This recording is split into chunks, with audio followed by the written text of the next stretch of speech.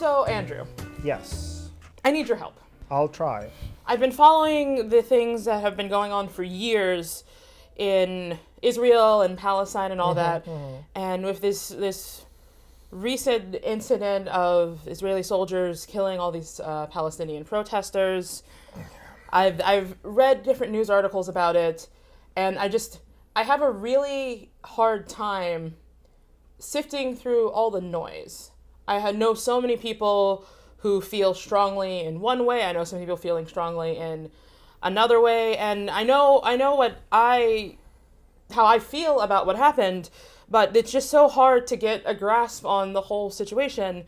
And I know that you know some things about the history of that part of the world. I was wondering if you could tell me something about the history, just so I have a little bit of insight of how we got here. I have to say that I'm not an expert on contemporary politics of Middle East, and I would try to stay away from that, or even recent history or last 2 centuries or something like that. It's really complicated. But very many arguments which I am hearing these days are actually based on ancient history, and that's my area of interest. That's where my PhD is coming from, more or less, and so I can address that. Most recently we heard that Jerusalem has been always, or had been always for millennia, capital of Israel. And that is so inaccurate sentence or description that I think that it deserves to be kind of taken apart and better understand. So firstly, maybe starting with Israel. Okay. And you are a Christian educator, you know that, and when people come to church they would hear word Israel, but Israel was the name in the Bible given to the northern kingdom. Right, there was Israel and then Judah, right? Yeah, Israel and Judah, those were two brotherly kingdoms. Israel was much larger and Judah was smaller and poorer. And Israel, kingdom of Israel, had its capital in Samaria, while Judah had its capital in Jerusalem, or definitely at least religious center. So claiming that Israel had always had capital in Jerusalem or for a very long time is simply inaccurate. And you can consider that to be nitpicking, but that is showing us how complex and difficult the history over there is in that part of the world, and we need to be careful and not to make these grand statements which are at least inaccurate, if not outright wrong. Yeah, I remember we learned about sort of the ancient part of that section of the world in seminary, but I remember in my senior high school history class, just hearing about over time how many different groups of people took over what is now Israel and Palestine over the course of centuries. And so it seems like regardless of who's there now, it doesn't really make sense to make a claim that someone has always been there for all of time, because it's actually changed hands a lot. Yeah, there's lots of different people. Absolutely, but returning to Jerusalem, right now, Jerusalem itself had been always an important religious center, without question. For multiple religions, or specifically for Islam or Judaism or Christianity? It's definitely pre-Judaism or pre-Jew religious center. Okay. Even the Bible knows that. David, I would claim, predominantly legendary king, but acquired that, according to biblical testimony, from other people. So occupied Jerusalem as a city and then got possession, purchased that religious center above the city. At that time, archaeology knows that Jerusalem was as roughly describable as a small village with a large religious complex next to it. Mm-hmm. So that is how it had been for a very long time.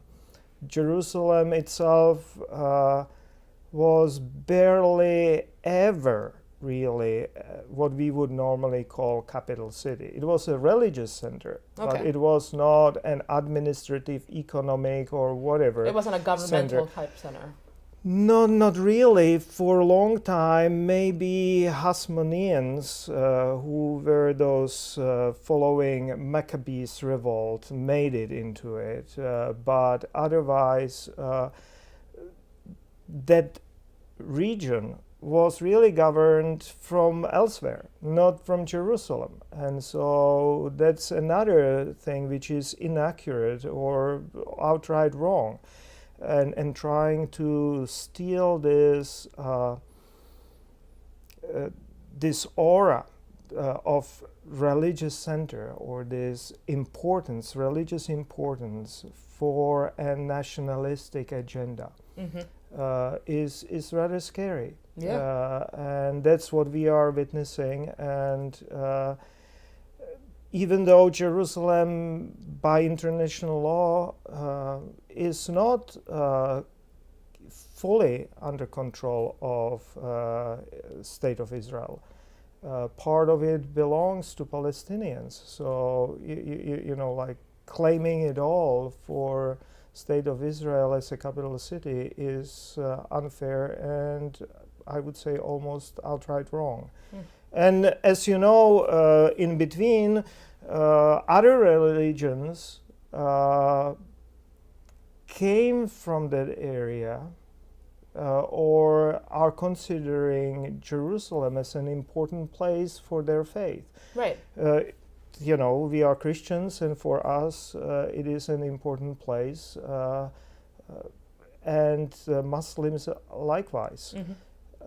So that's another dimension of that you know, you cannot simply say, and this is only ours. Right. There's a lot of people religiously, there's a lot of people historically who this is a very important place for. But having said what I said about the history of that place, that whole concept of thinking that history simply is the primary, or I would say more legendary history, is a primary reason for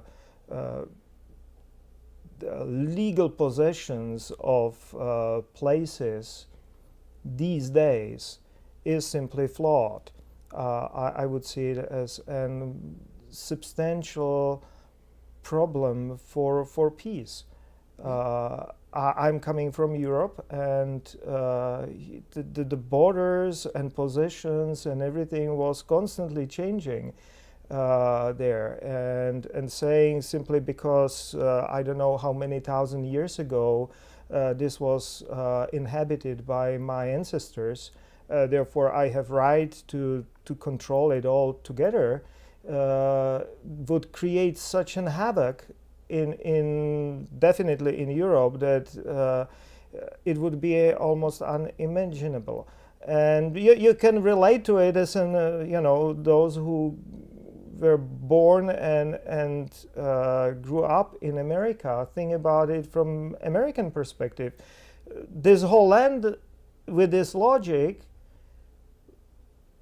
would belong to Native Americans. You know, First like in that Nations. Circumstance, it would probably be better off. Yeah, absolutely. You know, I'm not arguing about it, but then what would you do with the people who are living here? Yeah. You know, it needs some kind of a compromise, and mutual understanding needs to be found. Yeah, there's. It sounds like it's a really. I mean, we know it's a really complicated situation, but I think it's important for us to know the circumstances and to know the history and to know as much as we can, while also recognizing that no one part of that determines the whole situation. And at the end of the day, these are people's lives This is literally a life and death situation. And as an Hebrew Bible theologian or ancient Near East anthropologist, I'm simply offended when someone is pulling out ancient legends, somehow founded in history, but not really strictly, to justify claims over the land in 21st century. I think it is just absolutely insane. It is an abuse of religion. It is an abuse of faith, and for state reasons or something like that. And I feel like I need to speak up, and that's what we are talking about. And for the sake of truth and for the sake of religion, we need to speak up. Well, hopefully we can have more conversations. Hopefully people can keep having conversations, and we can keep praying, we can keep hoping, we can keep working in whatever ways that are possible towards peace. Peace among the people who are right there, right now. Not thinking about those who were legendary there thousands of years ago, spoken by people who barely know anything about that, barely know anything about the archaeology of that place, barely know anything about the religious history of that place. And normally these videos are ending with, and please write us comments below. And I would like to change it for this particular video. Don't write below any comments, but please join us in praying for peace in Middle East. Yes.